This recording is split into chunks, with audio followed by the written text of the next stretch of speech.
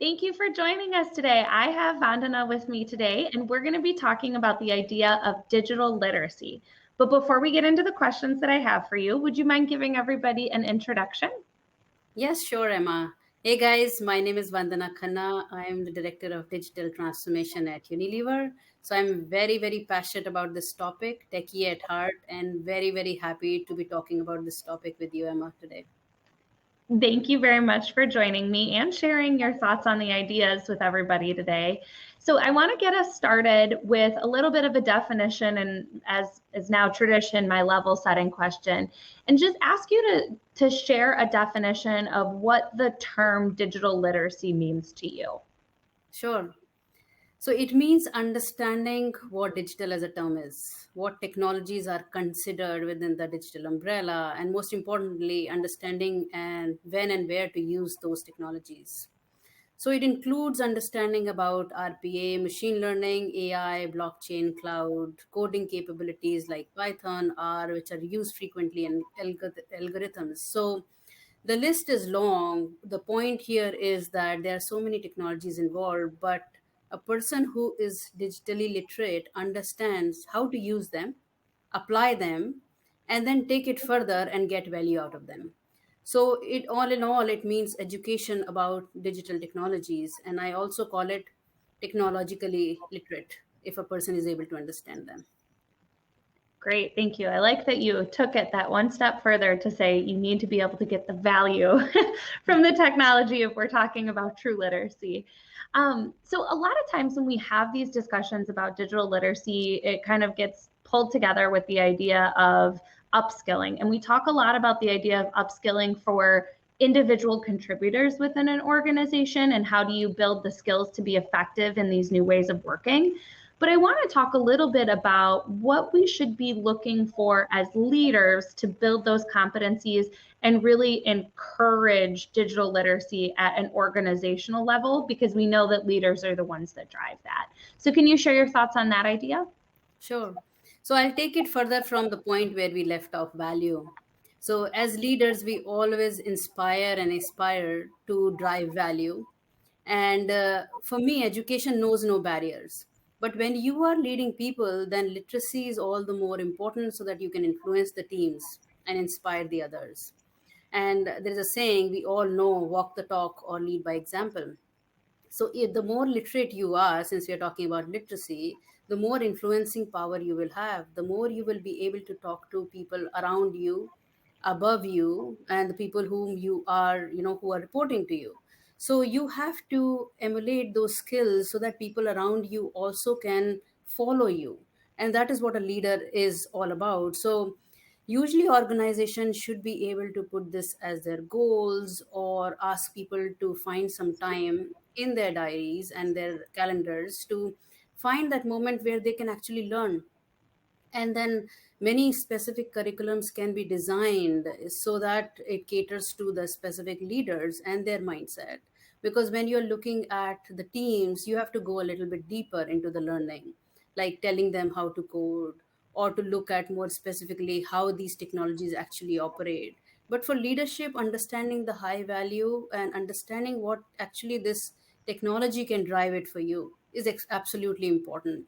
Because as a leader, if you don't understand that, then you cannot take it further along, because then you will be dependent on others to guide you through it, and then you have to make decisions. But right now, as we know, digital is all the more very important in this day and age. And COVID, if it has taught us one thing, it is like learn quickly and become better in these technologies.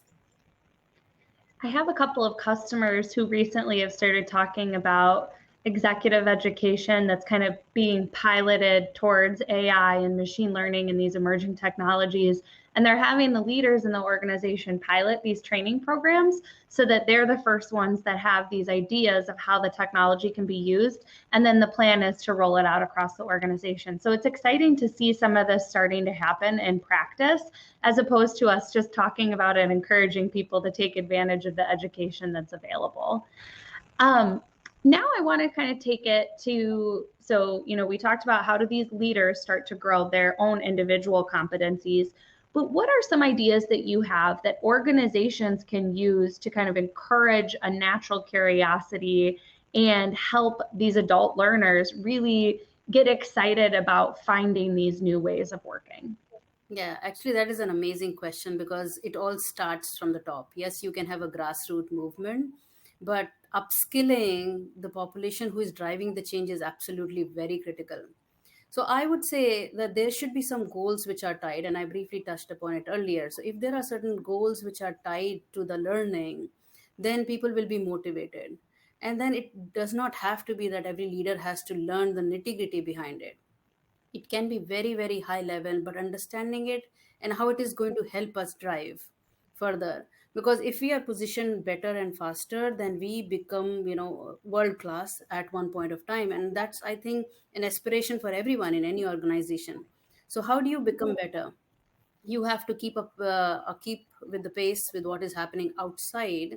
You have to learn what is quickly moving and where the impact is being felt. So if it becomes part of your learning agenda, your curriculum, your OKRs, then you take it to heart and you make it a point that you will, yes, learn it and take it further. And as you pointed, Emma, if there are organizations where are who are forcing, not forcing probably will be a strong word, but we are encouraging, and these organizations are asking leaders to learn first and take it further, then it becomes a momentum. And then people are inspired and very much influenced faster that, oh, if the leader is doing, why can't I learn it? And that's the most important thing which people have to portray, because we don't know how long we are going to stay in this kind of moment where we are very much remote. So the most important thing which people see and hear is how you have changed and upskilled yourself over that time. So very important, and over time, this mindset can be rewarded. If people in their teams are able to do things better and faster with that learning, that also can be rewarded. And this reward mechanism and incentivizing can go further along, because people feel happier if they are recognized and they are understood and they have applied it. And let's say they apply something in their day to day and then they can showcase it. Again, that becomes, I would say, happy point, and also a moment where they feel, yes, I delivered something which is making marks and people are appreciating me for that. So it's a movement. It has to happen both from top and down, but if leaders show it first, it definitely catches on. So most organization, even I have heard, to your point, Emma, many organizations are doing it. And I think we are all setting ourselves as well as our people for success.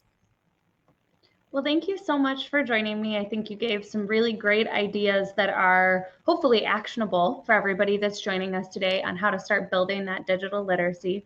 And I want to encourage everybody to make your way over to her LinkedIn, make sure you're following her. We've teamed up for a couple of events in the past, so I know that there's really great content all the time. But thank you again for your time, and thank you everybody for joining us, and have a wonderful day. Thank you, Emma. If you're looking for expert tips on how to get started with your transformation or looking to hone in on your approach, make sure that you subscribe to our channel to catch our weekly Digital Transformation Talk series, where we interview experts from around the world on how to make it happen.